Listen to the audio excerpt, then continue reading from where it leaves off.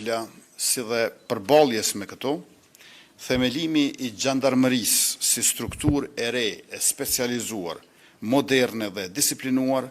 është domosdoshmëri e kohës, e cila do të plotësoj boshllëkun ndërmjet policisë së Kosovës dhe ushtrisë, përkatësisë forcës së sigurisë së Kosovës. Gjandarmëria do të ketë një mandat të qartë, sigurimi i vijës kufitare toksore, ujore dhe ajrore në tërë territorin e Republikës Kosovës, operacione kundër grupeve terroriste dhe të armatosura, përfshirë ato me karakter paraushtarak, parandalimi dhe luftimi i të gjitha llojeve të kontrabandës ndërkufitare, si me mallra e me migrant, menaxhimi i situatave të rrezikut të lartë, si dhe sigurimi i infrastrukturës kritike.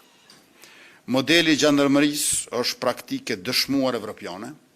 Shtetet si Franca, Italia, Turqia, Spanja, Portugalia dhe jo vetëm, kanë struktura të ngjashme me role dhe mandate të qarta, të cilët veprojnë me efikasitet dhe profesionalizëm për dekada. Ne jemi duke ndjekur praktikat më të mira evropiane, por modeli i Kosovës do të ndërtohet në përputhje me sistemin ton kushtetues, specifikat dhe rrethonat e Republikës Kosovës. Tashmë grupi punues i themeluar nga Ministri i Punëve të Brendshme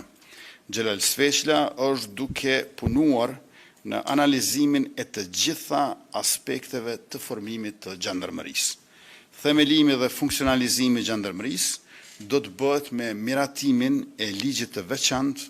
nga Kuvendi i Republikës së Kosovës në legjislaturën e 11, e cila do të dalë pas zgjedhjeve të parakohshme të 7 qershorit. Për më shumë fjalën ja kaloj ministrit